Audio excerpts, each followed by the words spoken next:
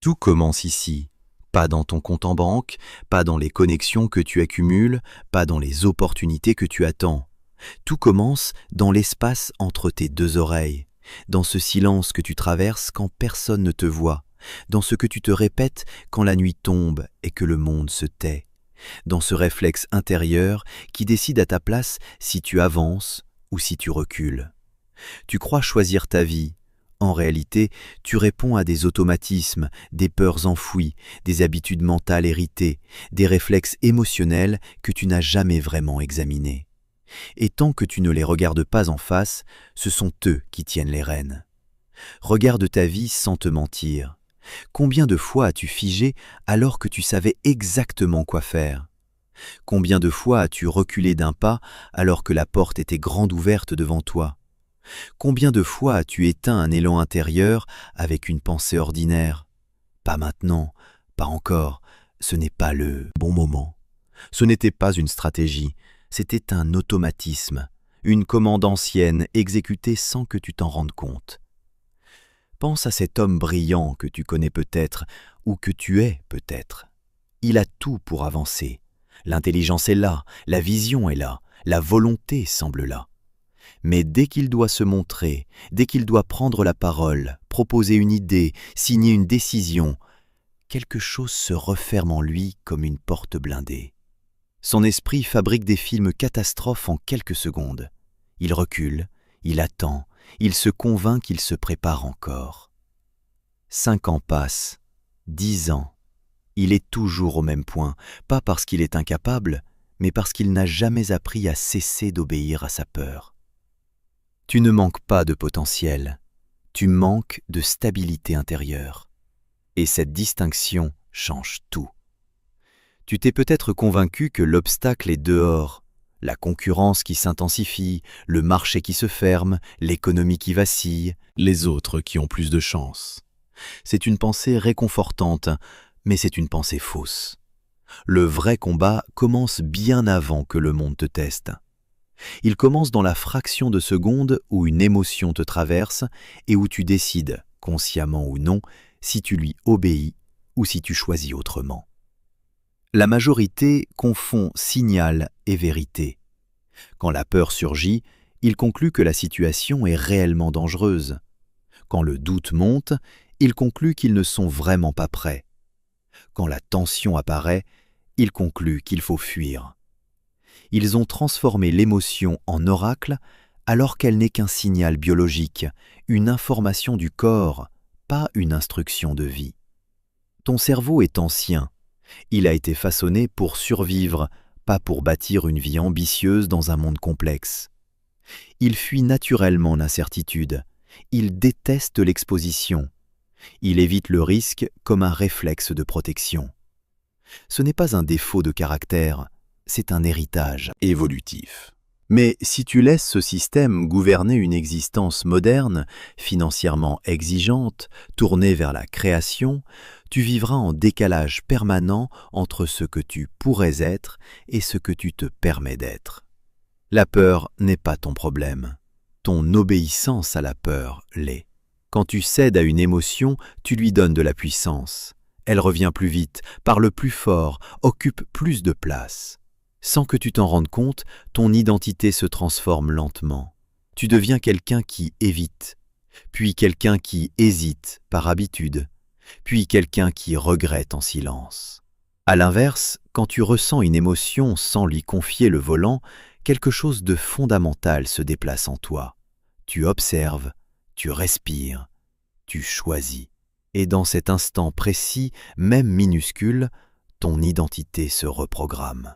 Ce n'est pas la confiance qui transforme une vie, c'est la capacité d'agir sans attendre de se sentir confiant. Voici une image que je veux que tu gardes avec toi. Une femme devait négocier une augmentation qu'elle savait mériter. La peur était là, réelle, physique. Sa voix portait une légère vibration. Son cœur battait plus vite que d'habitude. Mais elle a parlé quand même. Pas avec un courage de cinéma, simplement avec clarté, avec sa vérité. Elle est sortie de cette salle avec plus d'argent dans son contrat, oui, mais surtout avec quelque chose que personne ne peut lui retirer, le respect d'elle-même. À partir de ce jour, quelque chose a changé dans sa façon d'avancer. Pas parce qu'elle était devenue une autre personne, parce qu'elle avait cessé de laisser la peur signer à sa place. Ce premier chapitre t'enseigne une loi que tu devras relire souvent. Tu ne deviens pas fort le jour où tu ne ressens plus la peur. Tu deviens fort le jour où la peur cesse de décider pour toi. Regarde autour de toi les personnes que tu admires vraiment. Elles sont rarement les plus talentueuses dans leur domaine. Ce sont les plus stables. Celles qui tiennent sous pression sans changer de forme. Celles qui ne s'effondrent pas à la première critique sévère. Celles qui ne redeviennent pas quelqu'un d'autre à chaque échec. La stabilité intérieure est une puissance que l'excitation ne peut jamais imiter. Pose-toi cette question sans détour. Qu'est-ce qui t'arrête vraiment aujourd'hui? Ce n'est pas le manque de temps, tu en perds chaque jour sur des choses qui n'ont aucune valeur. Ce n'est pas le manque d'idées, tu en as probablement trop. Ce n'est pas le manque d'outils, tu sais où les trouver. Ce qui t'arrête, c'est un dialogue intérieur que tu n'as jamais remis en question. Je ne suis pas encore prêt, je ne suis pas assez compétent, je vais échouer, on va me juger, ce n'est pas le bon moment. Ces phrases ne sont pas des vérités, ce sont des scripts anciens, et un script peut être réécrit. Comprends ceci avec précision, ce n'est pas le monde qui limite ton audace, c'est ton interprétation émotionnelle du monde. Tu marches dans la même réalité que d'autres qui avancent pendant que tu hésites. La réalité n'est pas différente, c'est ta lecture intérieure de cette réalité qui l'est. Ce premier chapitre marque le début d'une guerre silencieuse. Toi contre tes automatismes, toi contre ton ancien programme. Et cette guerre ne se gagne pas avec un surplus de motivation, elle se gagne avec de la lucidité. À partir d'aujourd'hui, ton seul travail est simple. Observer avant d'obéir. Sentir avant de réagir. Écouter ce qui monte en toi sans immédiatement lui soumettre. Chaque pause que tu crées entre l'émotion et l'action est un morceau de pouvoir que tu reprends. Tu n'as pas besoin d'éliminer tes peurs. Tu as juste besoin de leur retirer le droit de commander. Demande-toi ce qui serait possible si ton esprit restait stable quand la pression monte, si tu pensais clairement quand les autres paniquent, si tu parlais quand ton cœur s'emballe, si tu décidais quand l'incertitude est totale. Quelle valeur aurait cette vie-là? La vraie confiance n'est jamais spectaculaire. Elle est lente, posée, dense. Elle n'a pas besoin d'impressionner. Elle avance sans se justifier. La majorité des gens cherchent à se rassurer à chaque étape. Les bâtisseurs, eux, cherchent à se structurer. Et cette structure commence ici, dans ta capacité à ne plus être gouverné par ton système émotionnel. Ce chapitre n'est pas un discours pour te faire sentir invincible. C'est un miroir pour te rendre lucide. Tu ne perdras pas ta vie par manque de talent. Tu la perdrais uniquement si tu refuses de reprendre le contrôle de ce qui se passe à l'intérieur. À partir d'ici, chaque fois que tu hésites, pose-toi une seule question. Est-ce que je choisis vraiment ou est-ce que je réagis? Cette question seule peut réorienter une trajectoire entière. Parce qu'un homme qui choisit ne subit plus. Et un homme qui ne subit plus devient très rapidement une force que rien ne peut facilement contenir. Si tu veux aller plus loin dans cette transformation intérieure, abonne-toi à Succès Livre Audio. Une playlist complète t'attend dans la description pour continuer ce travail. La majorité des gens ne se trahit pas par de grandes défaillances visibles. Elle se trahit par de petites négligences répétées, des promesses non tenues dans le silence, des décisions indéfiniment reportées, des engagements intérieurs piétinés sans témoin. Je commence lundi, je m'y mets après les vacances, je reprendrai à la rentrée. À force de ces petits reculs, l'esprit apprend quelque chose de dévastateur. Ta parole n'a pas de valeur, et un esprit qui ne croit plus en ta parole ne te respectera jamais profondément. La confiance en soi ne naît pas d'un discours inspirant un dimanche soir, elle naît d'un historique. Un historique de décisions suivies d'actes, un historique de promesses tenues, surtout quand personne ne regarde et que rien ne t'y oblige. Imagine deux hommes qui décident de se lever plus tôt chaque matin pour travailler sur ce qui compte vraiment. Le premier repousse l'alarme le premier jour. Il se trouve une raison brillante. Il fait pareil le deuxième jour. Au troisième, ce n'est plus un choix conscient. C'est devenu une identité. Il est devenu quelqu'un qui ne se lève pas quand il a décidé. Le second se lève malgré la fatigue, malgré le confort du lit, pas par héroïsme, par fidélité à lui-même. 3 mois plus tard, il ne doute plus de sa capacité à tenir. Il ne doute plus parce qu'il a des preuves. Tu ne doutes pas parce que tu es fondamentalement faible. Tu doutes parce que tu t'es habitué à ne pas te tenir. Chaque fois que tu te trahis, tu crées une fissure invisible dans ton fondement intérieur. Chaque fois que tu tiens ta parole, tu poses une pierre. Ton futur dépend entièrement de l'accumulation invisible de ces pierres, posées une par une, dans le silence et sans applaudissements. Personne ne devient solide par hasard, on le devient par répétition. Beaucoup cherchent la discipline comme on cherche une émotion. Ils attendent le déclic, la vague de motivation, l'envie soudaine d'agir. Ils confondent la discipline avec l'excitation.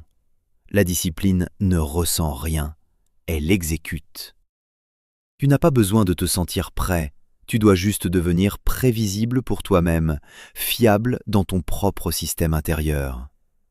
Un homme imprévisible avec lui-même reste une proie permanente. Un homme fiable devient un socle sur lequel tout peut se construire. Observe quelque chose de brutal en toi.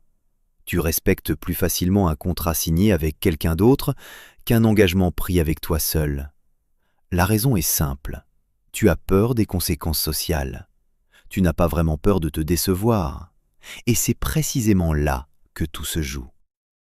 Tu dois redevenir quelqu'un qui redoute de se mentir, quelqu'un pour qui la trahison intérieure coûte plus cher que n'importe quelle pression extérieure.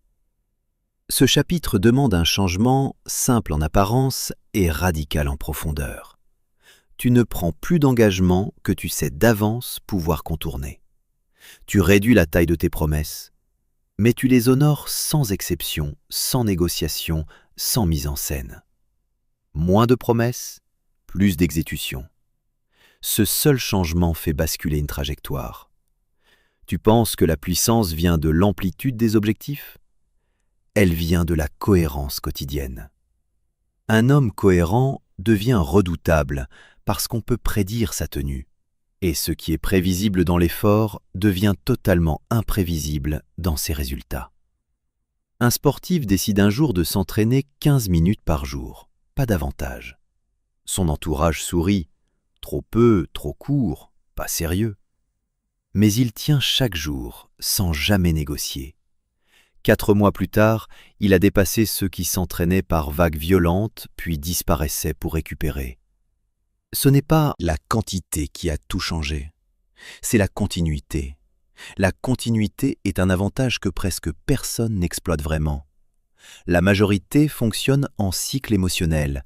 Motivation, action, épuisement, abandon, retour de honte, nouvelle motivation, nouveau départ, nouveau cycle, nouvelle chute. Les rares fonctionnent par mécanique intérieure.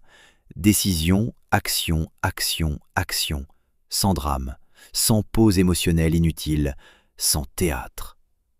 Ce chapitre t'invite à transformer ton rapport à l'effort. Tu ne fais plus les choses quand tu en as envie. Tu les fais parce que tu as décidé. Et cette nuance change la nature entière de ton avancée. L'envie est capricieuse, elle vient et repart selon le vent. La décision, elle, est souveraine. À partir de ce moment, tu ne te demandes plus comment être plus motivé. Tu te demandes comment rendre l'abandon plus difficile que l'effort. Tu simplifies les choix qui comptent, tu automatises l'essentiel, tu réduis les négociations internes au minimum. Moins ton esprit débat, plus ta vie avance. Tu n'as pas besoin d'une force surhumaine, tu as besoin d'une friction minimale sur ton chemin. Préparer tes affaires la veille. Définir tes heures de travail à l'avance. Réduire les options disponibles quand tu dois produire. Couper les chemins vers la distraction. Ces outils semblent insignifiants. Ils sont en réalité des armes silencieuses. Chaque décision que tu rends automatique te libère de centaines de micro-fatigues invisibles. Et cette énergie récupérée devient du carburant pour ce qui compte vraiment. Beaucoup s'épuisent non pas parce qu'ils travaillent trop, mais parce qu'ils décident et redécident chaque chose toute la journée. Ils négocient avec eux-mêmes à chaque geste. À la fin de la journée, ils sont vides. Pas parce qu'ils ont trop produit, parce qu'ils ont trop hésité. L'hésitation est une hémorragie d'énergie silencieuse. Ce chapitre te demande de devenir fidèle à de petites règles concrètes. Pas à une vision abstraite qui te donne frisson le dimanche soir, à des actes basiques, répétables, vérifiables. Te lever à l'heure que tu as décidé, finir ce que tu commences, honorer tes engagements même quand personne ne sait que tu les as pris, couper ce que tu as dit vouloir couper. Ces gestes n'impressionnent personne autour de toi. Ils transforment ton identité en profondeur dans le silence qui précède tout résultat visible. Un homme qui se respecte dans l'invisible finit toujours par être respecté dans le visible. Tu dois accepter une vérité dure à ce stade. Tu n'as pas besoin de tout changer d'un coup. Tu dois changer ta relation à ta propre parole. Tout le reste suivra avec une logique implacable. Quand ton esprit comprend que tu ne recules plus, il cesse de te tester. Il cesse de t'attaquer de l'intérieur. Il devient progressivement ton allié. Et un esprit allié peut déplacer des choses que tu croyais inamovibles. Tu ne seras pas parfait, tu rateras parfois. Mais la différence fondamentale est là. Tu ne te raconteras plus d'histoire. Tu rates, tu regardes, tu ajustes, tu continues. Sans flagellation, sans excuses construites, sans mise en scène de la souffrance. Ce fonctionnement est celui des trajectoires longues.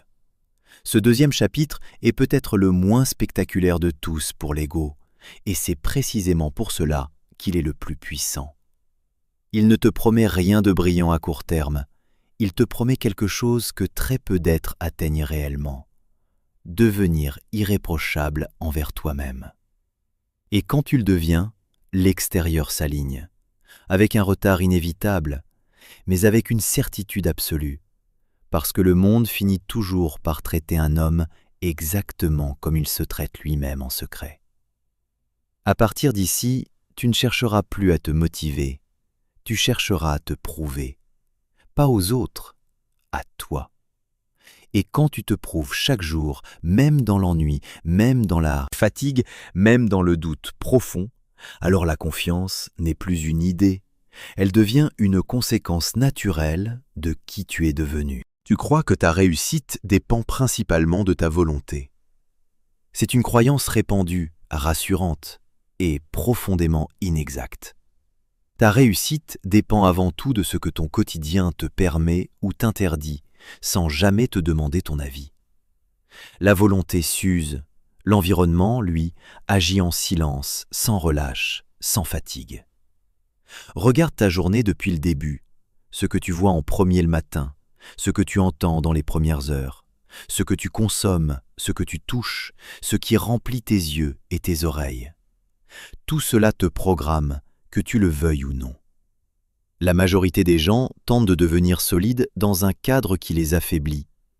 Ils veulent de la rigueur dans le chaos, de la concentration dans le bruit permanent, de la clarté dans la saturation d'informations inutiles. Ils luttent, ils forcent, ils s'épuisent. Et au bout du compte, ils concluent qu'ils manquent de discipline. En réalité, ils ont simplement oublié de choisir leur terrain. Un homme voulait reprendre le contrôle de son temps et de sa concentration. Il travaillait dans la pièce principale de son appartement, entouré de bruit, de notifications, d'écrans allumés en permanence. Il luttait contre lui-même, chaque heure. Un jour, il a fait une seule chose. Il a transformé un coin oublié de son espace en zone de travail épurée. Une table sobre, une chaise, un carnet, rien d'autre en vue. En quelques jours, sa capacité à produire a changé radicalement. Il n'était pas devenu plus discipliné, il avait cessé de placer des obstacles invisibles sur son propre chemin. Ton environnement est un partenaire silencieux. Il travaille soit pour toi, soit contre toi, à chaque heure de ta journée. Tu ne peux pas demander à ton cerveau de résister indéfiniment à ce que tu places sous ses yeux. Il finit toujours par céder. Ce n'est pas une faiblesse morale, c'est de la biologie fondamentale. Ce que tu vois oriente ce que tu désires. Ce que tu entends façonne ce que tu crois possible. Ce que tu fréquentes détermine ce que tu considères normal. Tu veux changer de trajectoire ? Commence par changer ce qui nourrit ton esprit, heure par heure. Beaucoup rêvent d'un destin différent tout en maintenant des habitudes identiques. C'est mathématiquement impossible. L'avenir est la somme des répétitions, jamais la récompense des souhaits. Tu ressembles fatalement à ce que tu fréquentes régulièrement. Si tu fréquentes le bruit, tu deviens dispersé. Si tu fréquentes la plainte, tu deviens passif. Si tu fréquentes l'exigence, tu deviens solide. L'environnement n'élève pas par discours, il élève par pression constante et silencieuse. Tu veux devenir quelqu'un de précis ? Installe-toi dans des espaces précis. Tu veux devenir quelqu'un de calme ? Construis des rythmes calmes autour de toi. Tu veux développer une pensée orientée vers la construction ? Entoure-toi de personnes qui traitent les obstacles comme des informations, pas comme des condamnations. Beaucoup restent figés parce qu'ils vivent immergés dans des discours qui rétrécissent la vision. Des discours pauvres en responsabilité, pauvres en perspective, pauvres en possibilités réelles. On parle toujours de ce qui manque, jamais de ce qui se construit. On analyse les blocages sans jamais regarder les leviers. Un jeune homme gagnait correctement sa vie, mais stagnait intérieurement. Autour de lui, chaque conversation devenait un réquisitoire. Contre les patrons, contre le système, contre l'économie, contre les autres. Il se croyait différent de son entourage. Mais ses résultats ne bougeaient pas. Un jour, par une série de circonstances, il a commencé à fréquenter des personnes différentes. Pas des personnes parfaites, des personnes qui parlaient d'opportunités saisies, d'erreurs assumées, d'actions concrètes. 3 ans plus tard, il ne pensait plus pareil, il ne parlait plus pareil, sa vie ne fonctionnait plus pareil. Il n'avait pas changé de cerveau, il avait changé l'air qu'il respirait chaque jour. L'air que tu respires conditionne ta pensée bien plus que tu ne le mesures. L'environnement, ce n'est pas uniquement les personnes qui t'entourent, c'est aussi tout ce que tu consommes, les informations que tu laisses entrer, les images que tu regardes, les contenus que tu absorbes, les réseaux qui remplissent tes moments de pause. Si tu passes des heures à te nourrir de drames, d'excès, de peurs, de moqueries et de comparaisons stériles, ne t'étonne pas de porter un esprit tendu, méfiant, agité. Ton cerveau ne distingue pas ce que tu vis de ce que tu regardes avec intensité. Il enregistre tout comme expérience réelle. Tu nourris ton esprit à chaque heure. La seule question qui compte est celle-ci. Avec quoi ? Si tu nourris la comparaison, tu récoltes l'envie destructrice. Si tu nourris la colère, tu récoltes l'agitation permanente. Si tu nourris la construction, tu récoltes la lucidité. Tu ne peux pas devenir puissant dans un environnement qui t'anesthésie progressivement. Ce chapitre demande une décision nette et non négociable. Tu dois redevenir l'architecte conscient de ton cadre de vie. Ce que tu laisses entrer, ce que tu refuses résolument, ce que tu rends difficile d'accès, ce que tu rends évident et immédiatement disponible. Tu veux lire davantage ? Laisse des livres à portée de main, visibles, ouverts. Tu veux t'entraîner avec régularité ? Laisse ton matériel prêt la veille. Tu veux produire davantage ? Coupe les raccourcis vers le divertissement qui ne t'apporte rien. L'homme puissant ne dépend pas uniquement de sa volonté, il dépend de ses systèmes. Les systèmes gagnent là où la motivation capitule. Tu ne seras pas discipliné chaque jour de ta vie, mais tu peux construire un cadre qui agit même quand tu es épuisé, même quand tu n'as plus envie de rien. C'est cela l'intelligence stratégique appliquée à ta propre existence. Beaucoup cherchent une transformation intérieure profonde, sans jamais toucher à leur environnement extérieur. Ils veulent changer sans déplacer quoi que ce soit autour d'eux. Or, ce qui traîne dans ta vie te façonne chaque jour avec plus de force que ce que tu affirmes vouloir devenir. L'environnement, c'est aussi ton rapport au temps. Ton emploi du temps est un territoire. Si tu le laisses ouvert au hasard, le hasard en prendra possession. Si tu le structures, tu reprends le contrôle de ta trajectoire. Un agenda entièrement flou n'est que rarement un signe de liberté. C'est souvent un signe de dérive silencieuse. Quand tout est vague, l'énergie se disperse en tous sens. Quand tout est cadré, l'énergie se concentre là où elle produit quelque chose de réel. Tu n'as pas besoin d'un planning rigide à la minute près. Tu as besoin d'un rythme non négociable. Certaines heures sont sacrées pour l'effort, pour la réflexion, pour la création. Tout le reste s'organise autour de ces piliers. Ce chapitre t'invite à cesser d'être un homme courageux dans un cadre médiocre pour devenir un stratège dans un espace exigeant. Tu ne dois plus te demander si tu es assez fort. Tu dois te demander si ton environnement te rend plus fort ou plus faible chaque jour qui passe. Parce qu'au bout de 2 ans, l'environnement gagne toujours contre la simple intention. Les hommes qui réussissent durablement ne sont pas ceux qui possèdent le plus de volonté. Ce sont ceux qui ont le mieux réduit la part du hasard dans leur quotidien. Ils ont moins de tentations à combattre, moins de décisions inutiles à prendre, moins de fatigue mentale accumulée. Et cette économie d'énergie fait toute la différence sur 10 ans. Tu veux changer de trajectoire réellement ? Commence par déplacer les murs autour de toi. Les murs physiques, les murs relationnels, les murs mentaux hérités. Tu n'as pas besoin de convaincre qui que ce soit. Tu dois reconfigurer. Ce chapitre marque un virage stratégique. Jusqu'ici, tu t'es renforcé de l'intérieur. Maintenant, tu adaptes le monde autour pour qu'il cesse de te freiner. À partir de là, tu ne lutteras plus seul contre tes faiblesses dans un cadre hostile.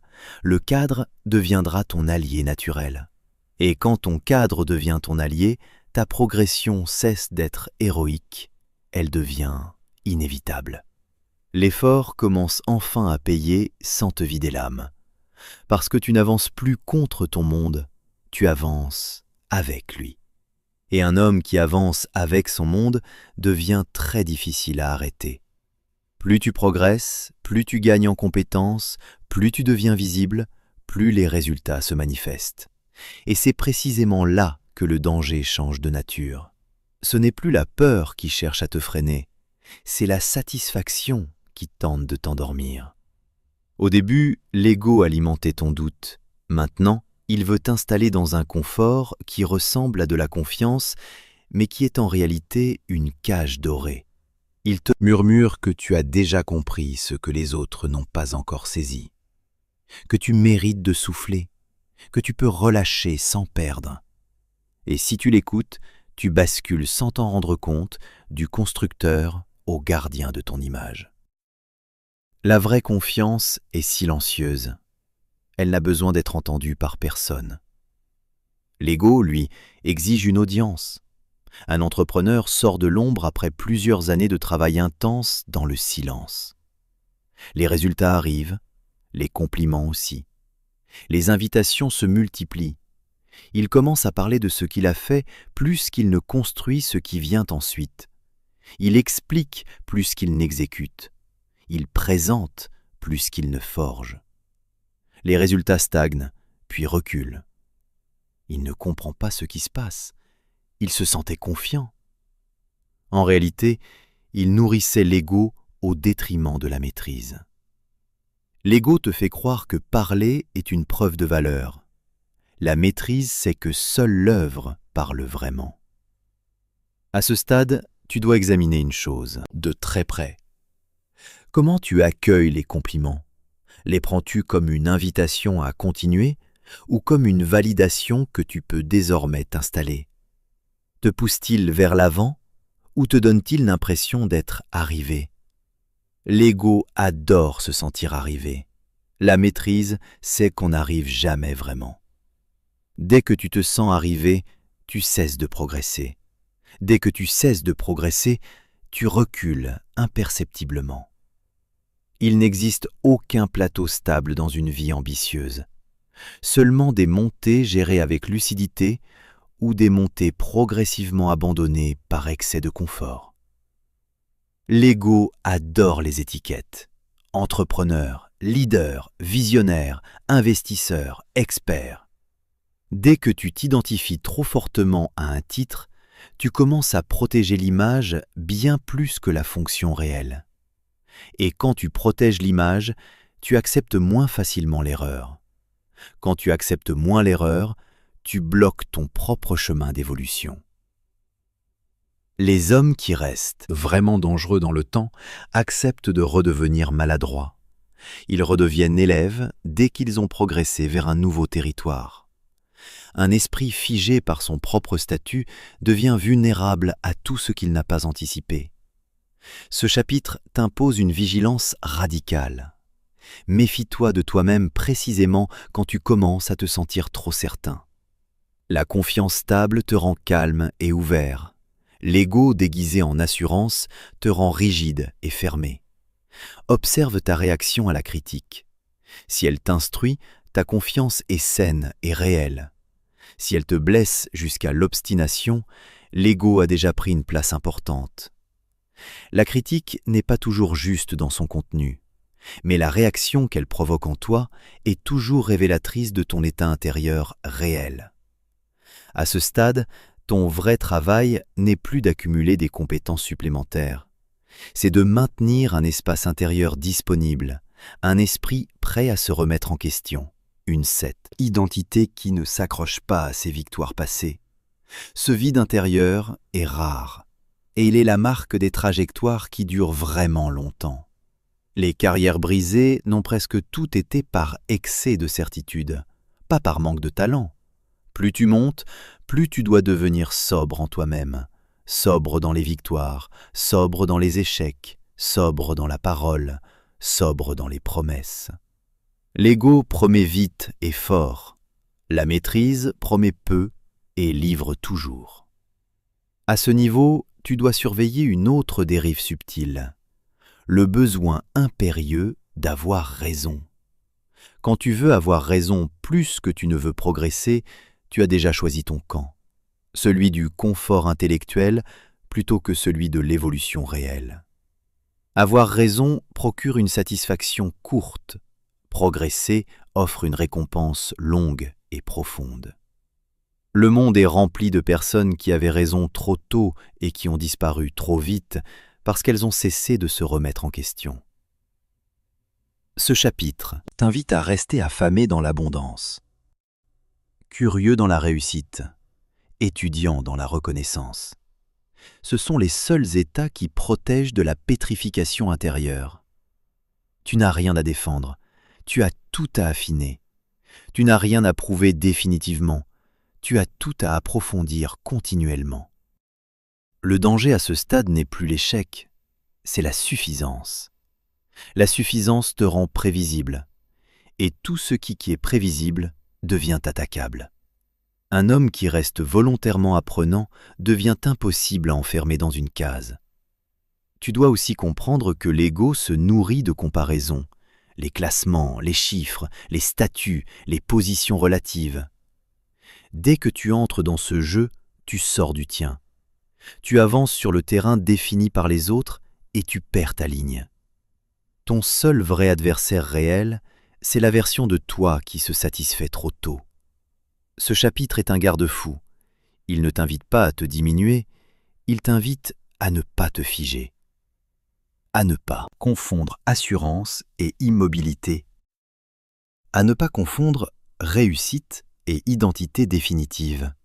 Tu réussis dans ce que tu fais, mais tu n'es pas ce que tu fais. Cette distinction sauve des vies, des carrières, des constructions entières. À partir d'ici, chaque succès doit te rappeler avec douceur le chemin qu'il reste. Chaque victoire doit t'ouvrir les yeux sur tout ce que tu n'as pas encore exploré. L'homme vraiment confiant ne se protège pas de l'inconnu. Il s'y expose volontairement. C'est ainsi qu'il reste tranchant. Si tu gardes cet esprit vivant en toi, tu peux avancer très loin sans que ton propre reflet ne devienne ton plafond.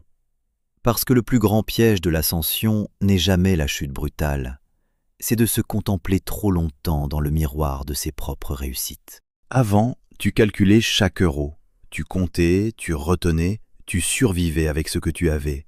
Maintenant, l'argent commence à circuler plus librement, et c'est précisément ici que beaucoup se détruisent sans jamais comprendre pourquoi. Parce que l'argent ne libère pas, il révèle. Il amplifie ce qui était déjà là, enfoui, en attente d'espace pour s'exprimer. Si tu es désorganisé, il amplifie ton chaos. Si tu es anxieux, il amplifie ta peur. Si tu es instable, il amplifie tes excès. Si tu es structuré, il amplifie ta puissance de construction. Imagine deux hommes qui gagnent soudainement bien au-delà de ce qu'ils ont jamais connu. Le premier accélère immédiatement son niveau de vie. Il s'équipe, il s'offre, il montre. À l'extérieur, tout semble aller dans le bon sens. À l'intérieur, l'angoisse monte à mesure que les charges s'alourdissent. 6 mois plus tard, il n'est pas plus riche. Il est plus fragile qu'avant, avec davantage à perdre et moins de marge pour respirer.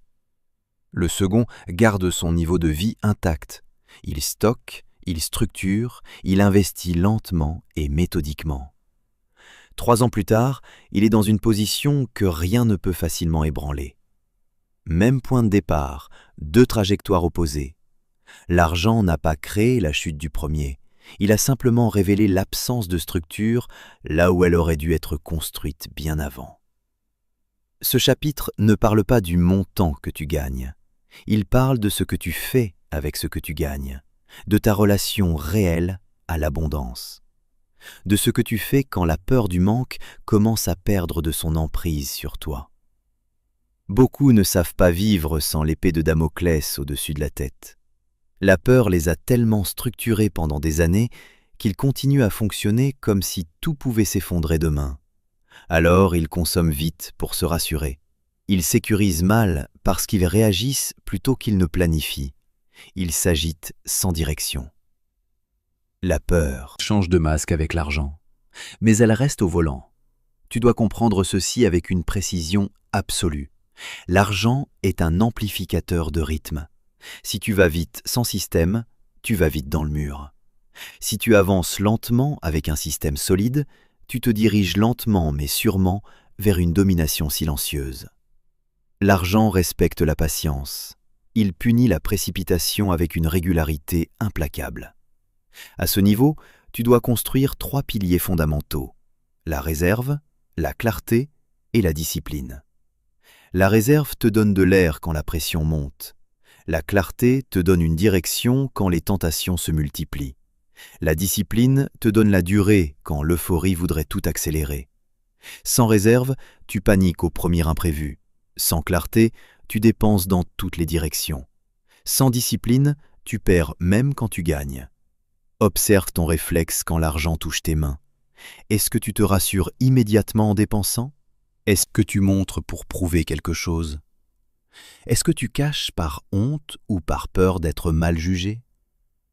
Chaque geste financier est une confession psychologique. Tu ne gères jamais simplement de l'argent, tu gères toujours ta relation profonde à la sécurité. Et cette relation porte souvent les cicatrices du passé. Certains dépensent pour se sentir forts enfin, d'autres pour se sentir normaux parmi les leurs, d'autres encore pour se sentir aimés ou libres. Très peu dépensent de façon véritablement stratégique. La majorité utilise l'argent comme un anesthésiant. Les bâtisseurs l'utilisent comme un levier de construction. À ce stade, tu dois apprendre à ralentir volontairement quand les chiffres montent, ralentir tes décisions importantes, ralentir tes engagements financiers, ralentir tes promesses faites dans l'enthousiasme. Tu dois devenir plus froid au moment précis où tout t'invite à t'emballer. L'euphorie est un piège plus traître que la peur. La peur freine et te protège parfois. L'euphorie, elle, te rend aveugle à ce qui devrait pourtant être évident. Tu dois aussi transformer ton rapport à la perte. Avant, perdre te terrifiait au point de te paralyser. Maintenant, tu dois apprendre à perdre consciemment, à risquer sans trembler, mais avec mesure, avec des limites définies avant même de commencer. Un homme que la peur de perdre paralyse ne gagnera jamais vraiment grand. Un homme qui accepte de perdre sans se dissoudre devient redoutable. Mais accepter de perdre ne signifie pas jouer à l'aveugle. Cela signifie mesurer.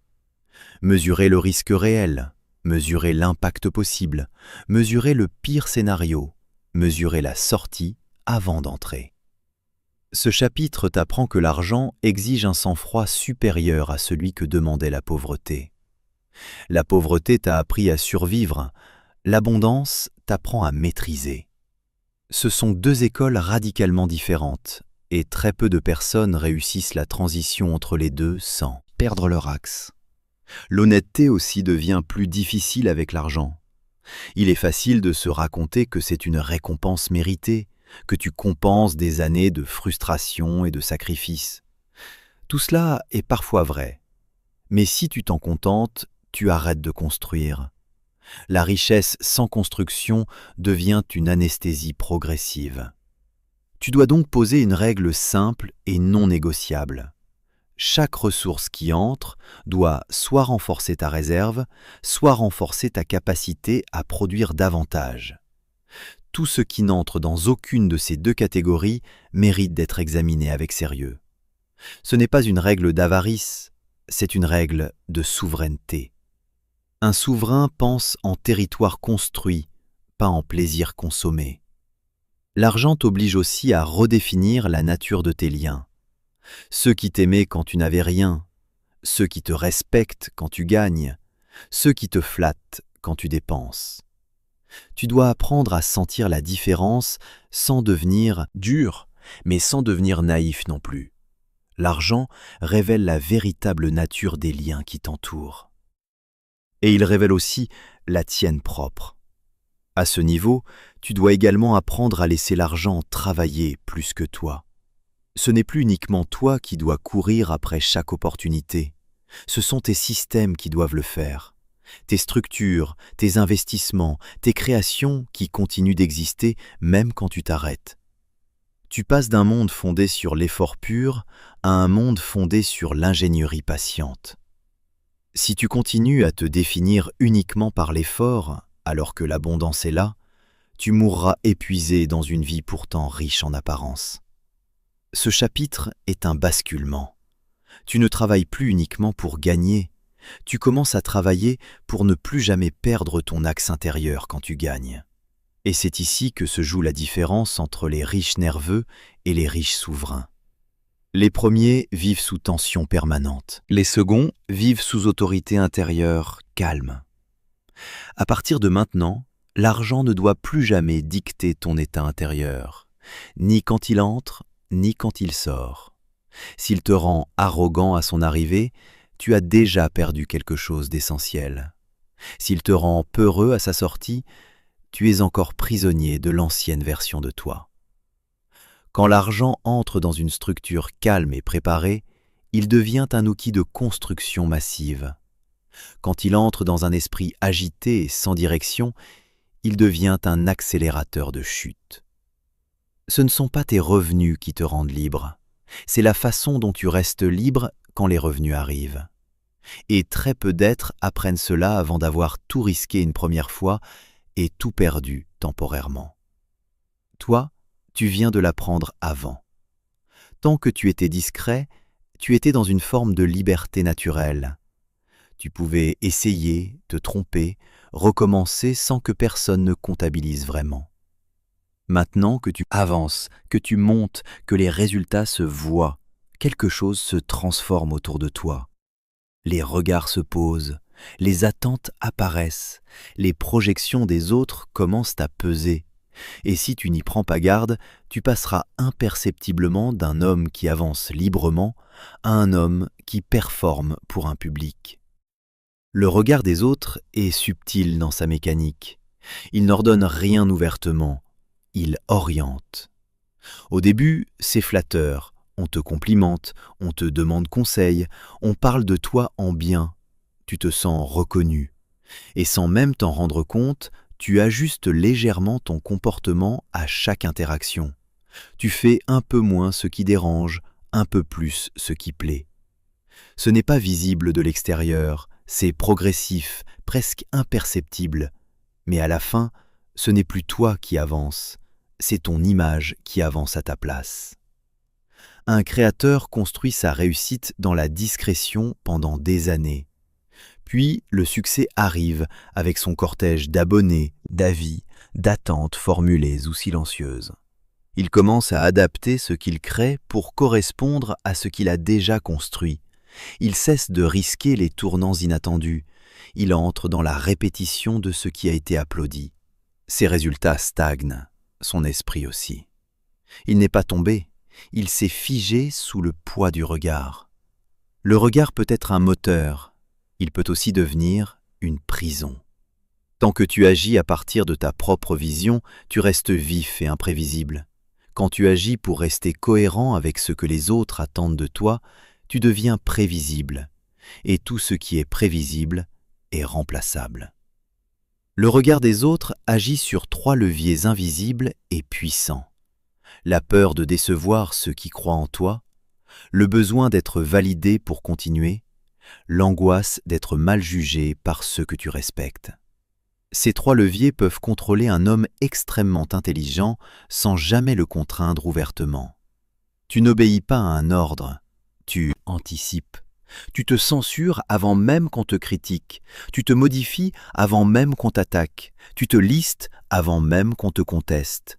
Et c'est ainsi que l'homme fort devient acceptable, puis fade, puis interchangeable avec d'autres. Le monde ne brise pas les hommes solides frontalement, il les adoucit progressivement.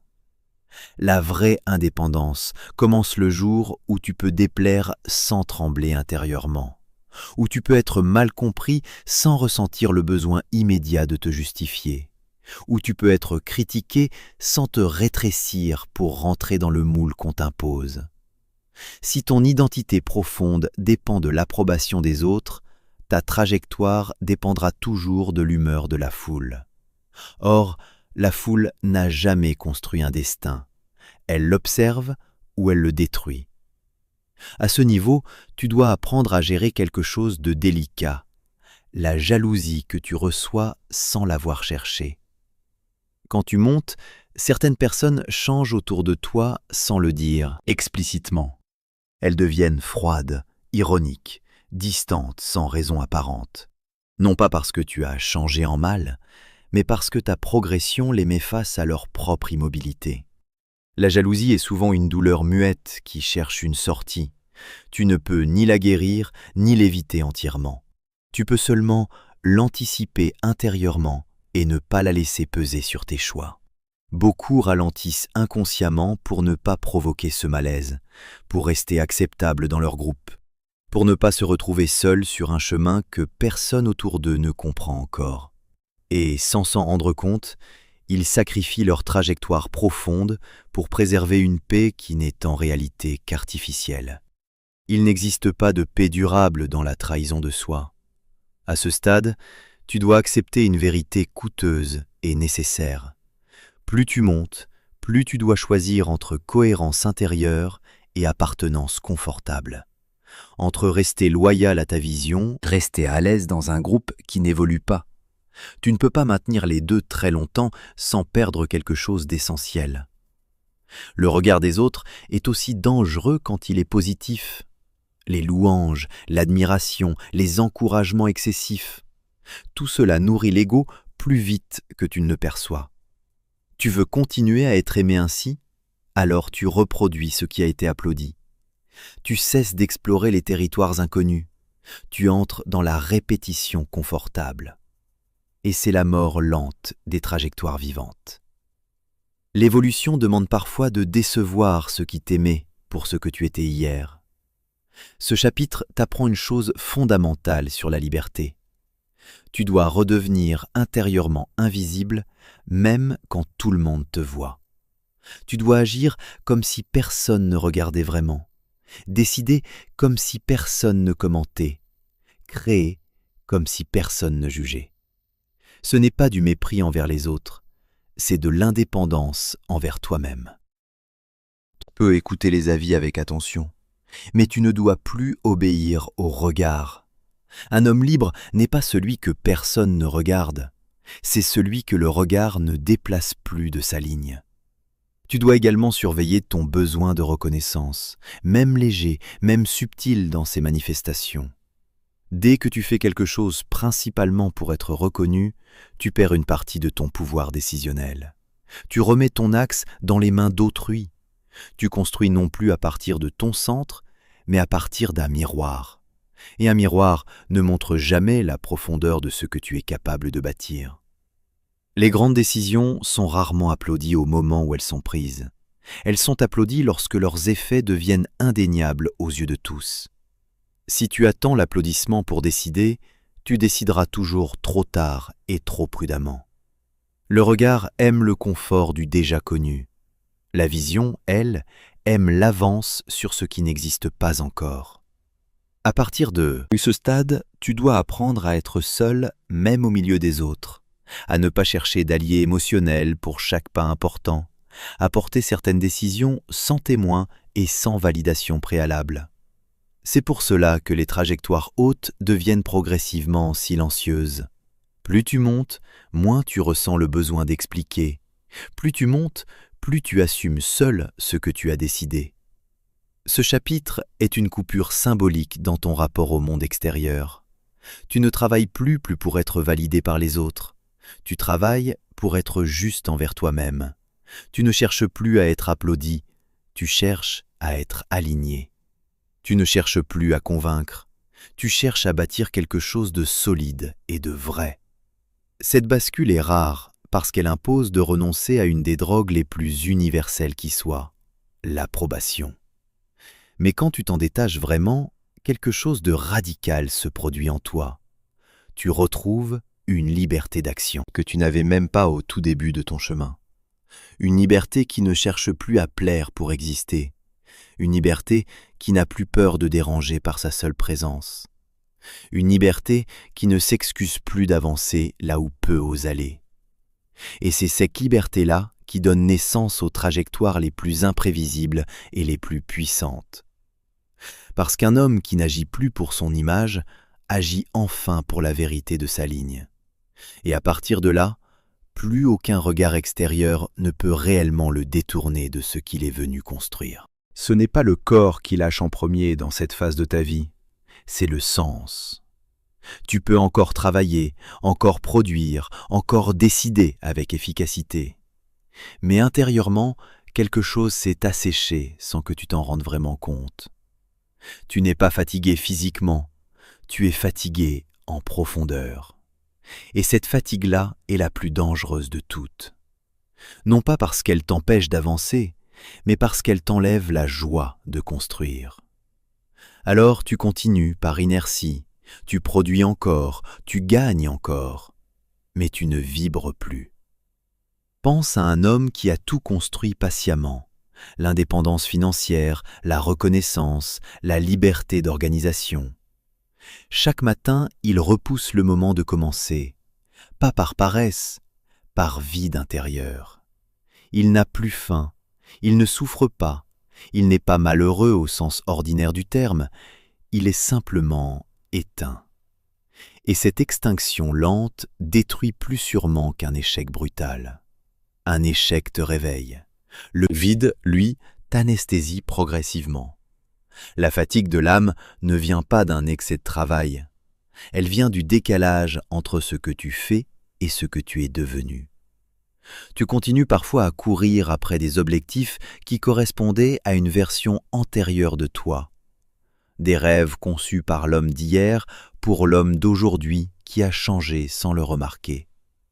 Et ce décalage crée une lassitude sourde et persistante.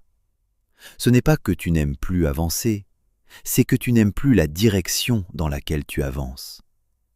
À ce stade, beaucoup s'autodétruisent de manière subtile. Excès, distractions recherchées, ruptures inutiles, décisions impulsives qui n'ont aucun sens logique.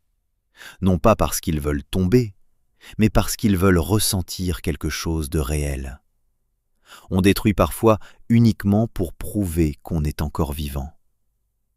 Ce chapitre t'impose une pause intérieure, pas un arrêt de tout ce que tu construis, une clarification profonde du pourquoi. Pourquoi tu te lèves encore chaque matin?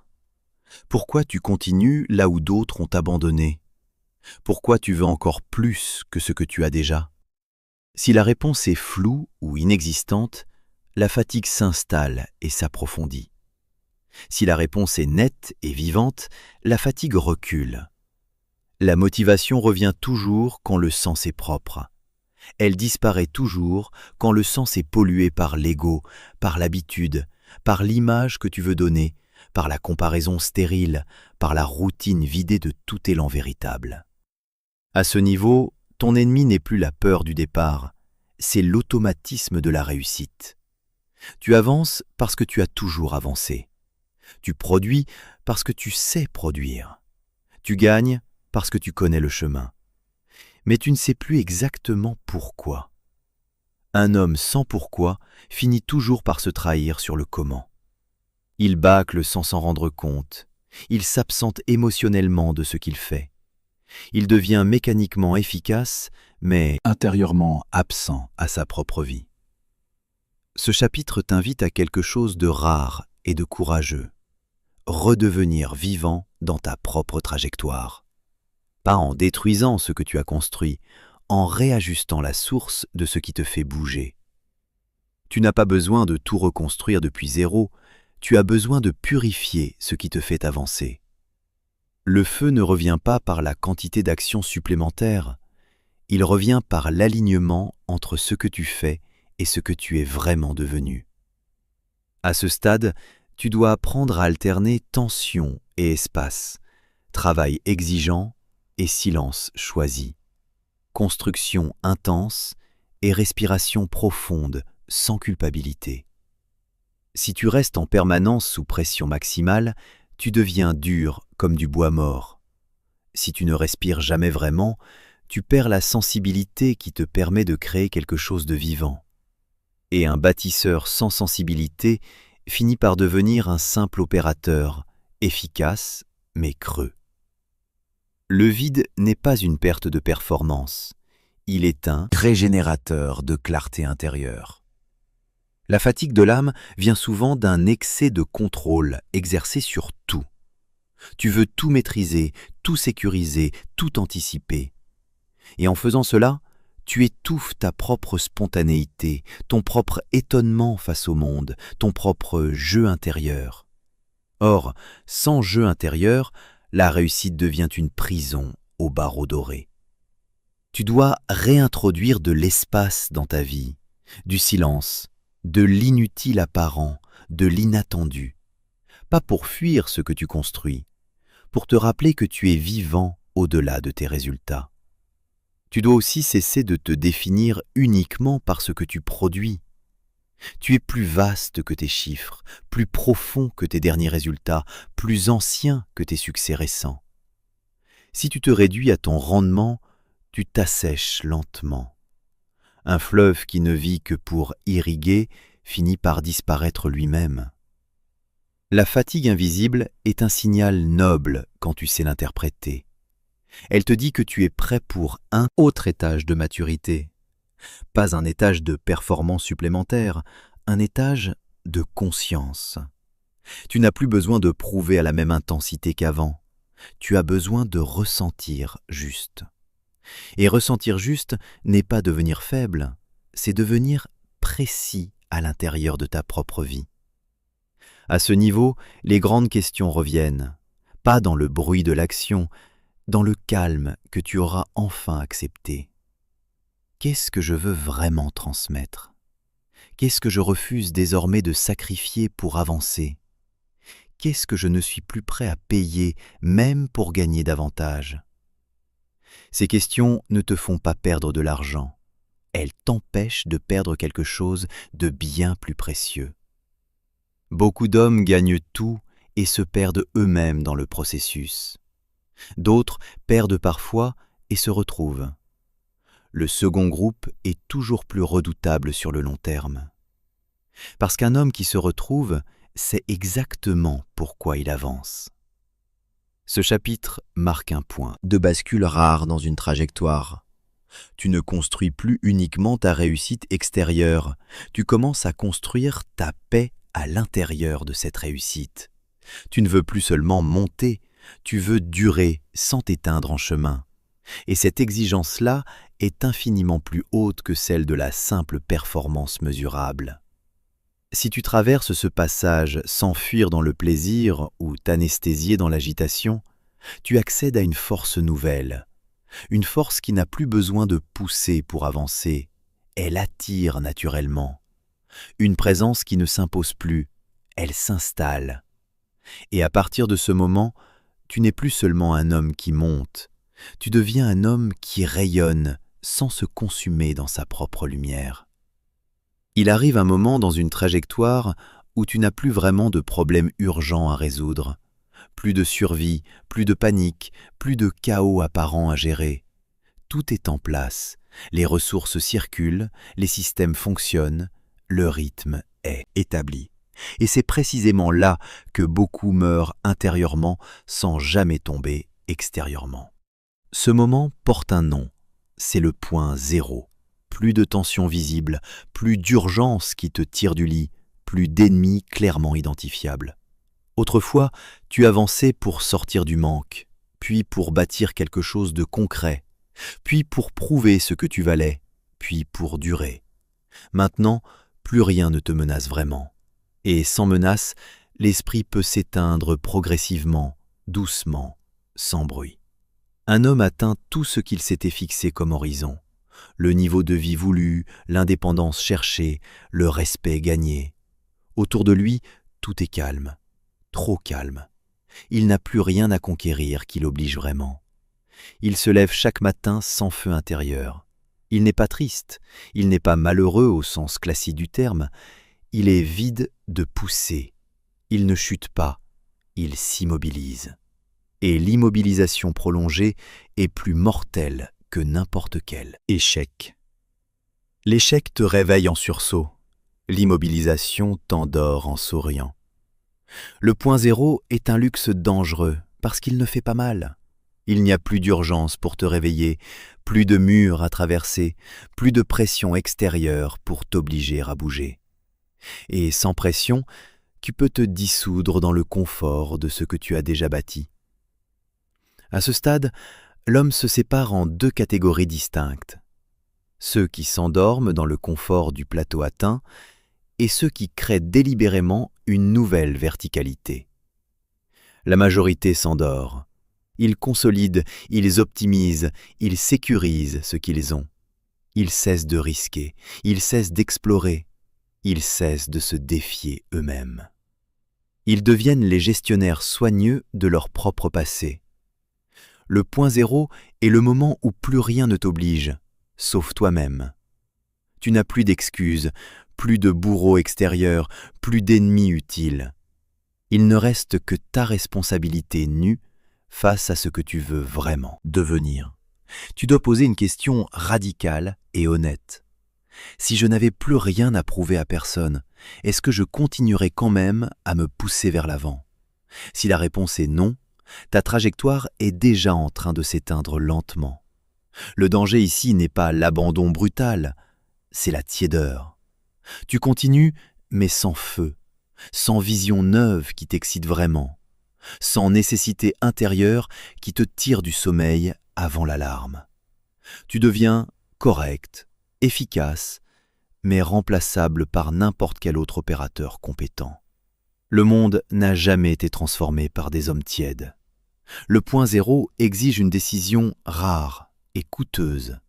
Se recréer un vertige volontaire, pas par besoin matériel, par choix conscient. Créer une nouvelle montagne intérieure, un nouveau territoire à explorer, une nouvelle exigence envers soi-même.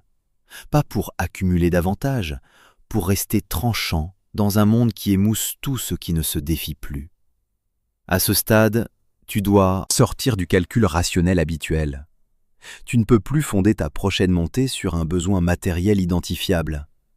Il te faut un enjeu existentiel, quelque chose qui dépasse ton confort actuel, quelque chose qui t'oblige à redevenir élève dans un domaine où tu ne maîtrises pas encore. Les grands hommes renaissent plusieurs fois dans une vie. Les autres optimisent indéfiniment leur première version jusqu'à l'usure complète. Tu dois redevenir maladroit quelque part, redevenir débutant dans quelque chose qui compte, redevenir vulnérable par choix délibéré. Sinon, tu vas lentement t'enterrer sous l'épaisseur de ta propre stabilité. Le point zéro te confronte à une vérité nue. Tu n'es plus porté par le désir de devenir quelqu'un. Tu dois désormais choisir de l'être pleinement, chaque jour, sans promesse extérieure pour t'y obliger. Avant, tu étais tiré par l'avenir qui t'attendait. Maintenant, tu dois te tirer toi-même par la seule force de ta volonté créatrice. Peu de personnes supportent ce niveau de liberté absolue. Beaucoup préfèrent s'inventer des problèmes artificiels, des urgences fabriquées, des drames inutiles. It hurt good, more than I can say. But maybe love isn't holding on. Maybe it's knowing when to walk away.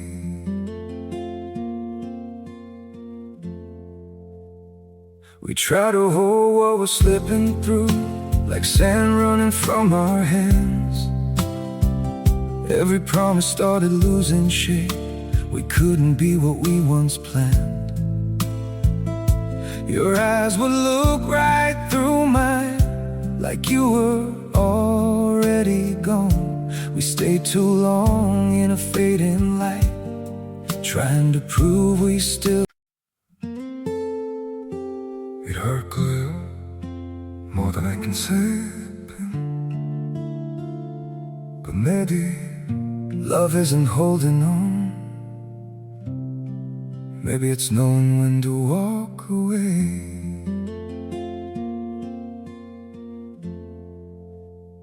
We try to hold what we're slipping through, like sand running from our hands.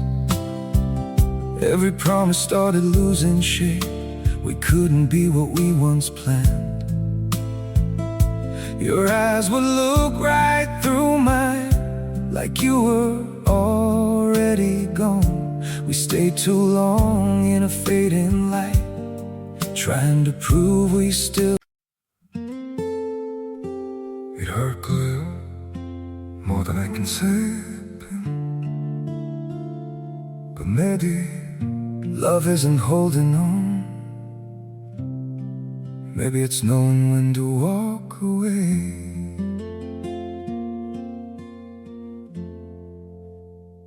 We try to hold what we're slipping through, like sand running.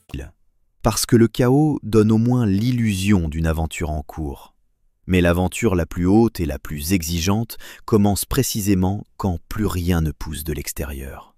Ce chapitre marque la fin de toutes les excuses possibles.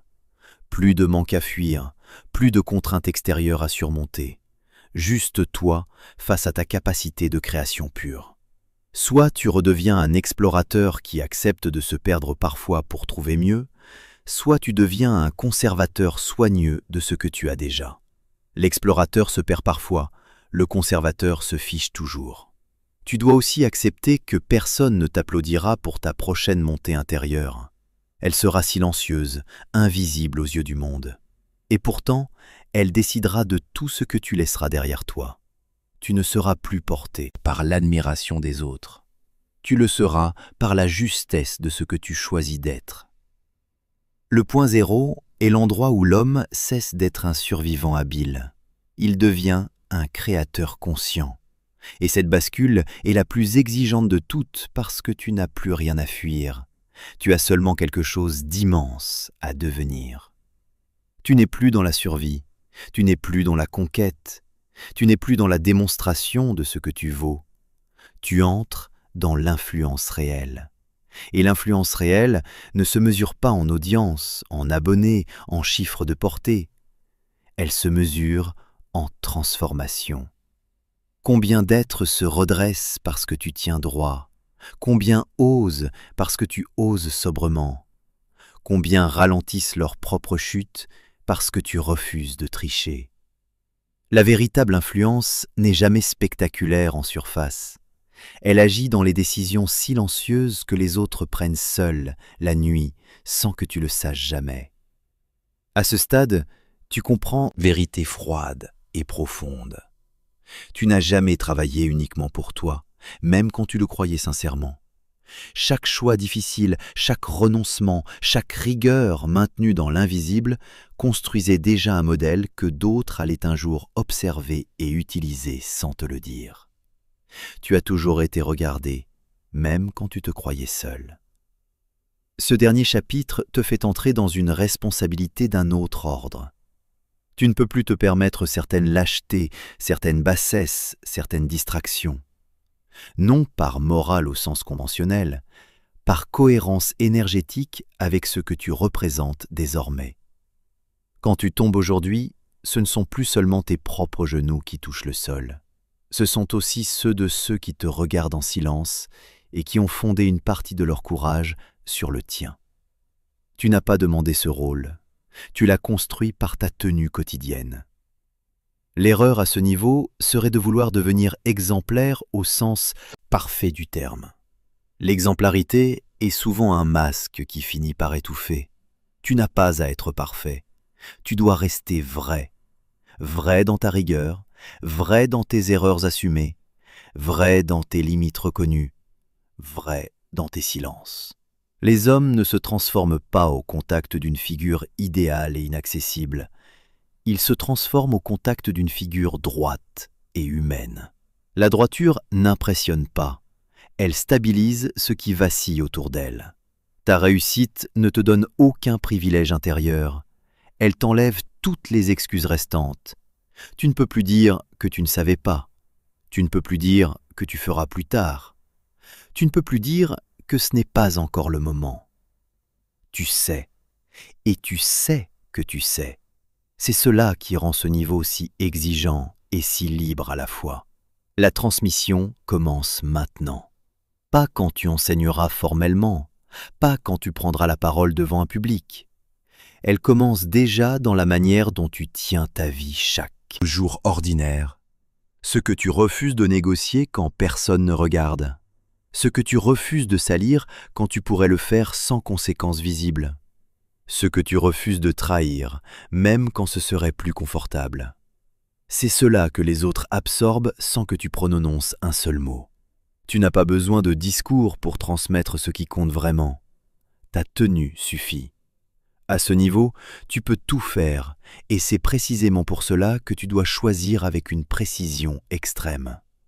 Le pouvoir te permet de faire le mal sans conséquences immédiates visibles. Et c'est ce point précis qui révèle définitivement l'homme. Beaucoup gagnent leur liberté, peu gagnent la noblesse d'en être dignes. Être digne de ta liberté, c'est ne pas t'en servir pour écraser ce qui est plus petit. C'est ne pas t'en servir pour jouir sans conscience de ce que tu consommes. C'est ne pas t'en servir pour fuir ce qui t'incombe vraiment. Un homme libre qui fuit devient dangereux pour l'eau lui-même. Un homme libre qui assume devient rare et précieux pour le monde. La dernière ascension ne concerne plus ta réussite mesurable. Elle concerne ta hauteur intérieure face à ta propre puissance. Tu n'es plus là pour accumuler sans fin. Tu es là pour orienter avec conscience. Où va ton énergie chaque jour? Où va ton argent? Où va ton temps? Où va ton attention profonde? Ces 4 flux déterminent ton héritage réel, qu'il soit voulu ou construit par accident. Tu peux construire un monde qui rend les autres dépendants de toi ou un monde qui les rend souverains d'eux-mêmes. Tu peux produire de la peur autour de toi ou de la clarté. Tu peux nourrir le bruit ou structurer le silence fertile. C'est maintenant que tout se joue pour de vrai et pour longtemps. Ce livre ne t'a jamais parlé d'objectifs, comme on parle à quelqu'un qui a besoin d'être convaincu. Il ne t'a pas promis des raccourcis vers une vie sans friction. Il t'a guidé à travers des seuils que très peu acceptent de traverser consciemment et complètement. Tu as appris à ne plus obéir à tes peurs comme à des oracles, à tenir ta parole même dans le silence et l'absence de témoins, à choisir ton environnement comme on choisit le terrain sur lequel on construit, à déjouer l'ego quand il se déguise en assurance, à structurer ta relation à l'argent avant qu'il ne révèle tes failles, à survivre au regard des autres sans te laisser orienter par lui, à traverser la fatigue de l'âme sans fuir dans la destruction, à te recréer au point zéro quand plus rien ne t'oblige, et enfin, à porter ta puissance avec la calme sobriété de celui qui sait ce qu'il représente. Tu n'es plus un homme en recherche de lui-même, tu es devenu un homme en position. Mais ce que tu fais de cette position t'appartient entièrement et irrémédiablement. Tu peux devenir un poids pour le monde ou une colonne sur laquelle certains s'appuient. Tu peux devenir un exemple de dureté froide ou un exemple de stabilité chaude. Tu peux devenir un écho de plus dans le bruit ambiant ou une source dans un paysage asséché. Tout ce que tu as construit jusqu'ici n'avait qu'un seul but réel, t'emmener assez loin pour que tes actes comptent au-delà de ta seule personne. À partir de maintenant, chaque jour est un choix silencieux entre deux destins. Celui de l'homme puissant qui consomme sa puissance pour lui seul, et celui de l'homme puissant qui structure quelque chose qui lui survit. Le premier est facile pendant un temps, le second transforme durablement ce qu'il touche. Tu n'as plus besoin de prouver, tu as besoin d'incarner, et ce que tu incarnes dépasse déjà ton seul nom. Si ce livre a éveillé quelque chose de stable et de vivant en toi, alors cette trajectoire ne fait que commencer. Abonne-toi à Succès Livre Audio pour continuer ce travail en profondeur. La prochaine étape t'attend déjà.